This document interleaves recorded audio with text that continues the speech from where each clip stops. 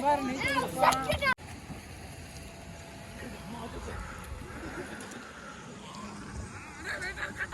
Friends, welcome back to budget பாசிட் channel. இன்றைக்கி நம்ம எங்கே வந்திருக்கோம் பார்த்தீங்கன்னா, பாலக்காட்டில் லொக்கேட் ஆகிக்கிற குன்னம் கட்டுப்பதிங்கிற அணைக்கட்டுக்கு தான் வந்திருக்கோம்.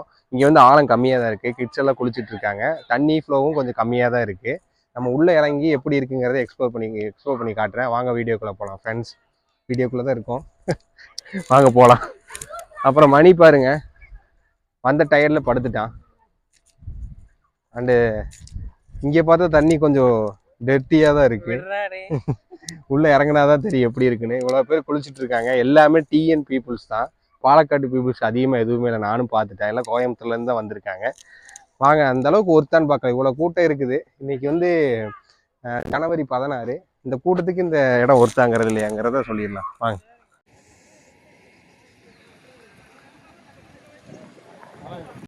ஹலோ கைஸ், இப்போதான் குளிக்க போகிறேன். ஜிலிஜிலின்னு ஒரு 5 நிமிஷம் கழிச்சு குளிக்கலான்னு இருக்கிறேன்.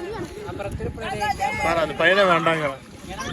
பாலக்காடு பாலக்காடு குன்னம் கட்டுப்பதி சொல்லு.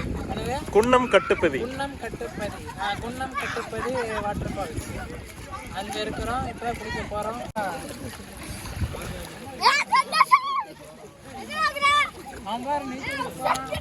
உள்ளே போக போக சேரு தான் அதிகமாக இருக்குது. இங்கே நின்று குளிச்சிங்கன்னா உங்களுக்கு சேஃபு. நீச்சல் தெரியாட்டி அந்த சைடில் போகாதீங்க. ஆழம் கம்மியாக இருந்தாலும் சேத்துல போய் சிக்கிடுவீங்க. அண்டு கோயம்புத்தூர்லேருந்து 50 கிலோமீட்டர் வந்து குளிக்கிற அளவுக்கு ஒருத்தான பிளேஸ் நான் சொல்லவே மாட்டேன். மழை நேரத்தில் வந்தீங்கன்னா ஓரளவுக்கு நல்லாயிருக்கும். இப்போ வந்து தண்ணியும் அந்தளவுக்கு ஒருத்தாலாம் இல்லைங்க. ஆழமும் கம்மியாக இருக்குது, தண்ணியும் பெஸ்ட்டாக தான் இருக்குது.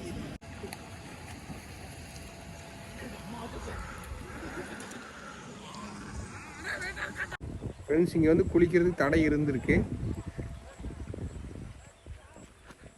அண்ட் இந்த வழியாக தான் நாங்கள் இறங்கி போயிருந்தோம். குளிச்சு முடிச்சாச்சு. போயிட்டு வரோம். எங்கே போயிட்டு வரீங்க? இப்போ நம்ம வண்டி எடுத்துகிட்டு கோயம்புத்தூருக்கு தான் கிளம்புறோம். ஃப்ரெண்ட்ஸ், இப்போ பார்த்தீங்கன்னா நம்ம உட்காரத்துக்கு வந்தாச்சு. ஒரு ஆளுக்கு பட்ஜெட் எவ்வளோன்னு பார்த்தீங்கன்னா 300 ரூபா வருது. அண்ட் அந்த இடம் பார்த்தீங்கன்னா மழை சீசன் இல்லாத தண்ணி கம்மியாக இருக்குது. அதனால் ஆவரேஜாக இருந்துச்சு. மழை சீசனில் போனீங்கன்னா சூப்பராக இருக்கும். நெக்ஸ்ட் இதே மாதிரி ட்ராவல் கண்ணில் சந்திக்கலாம். Bye bye, see you.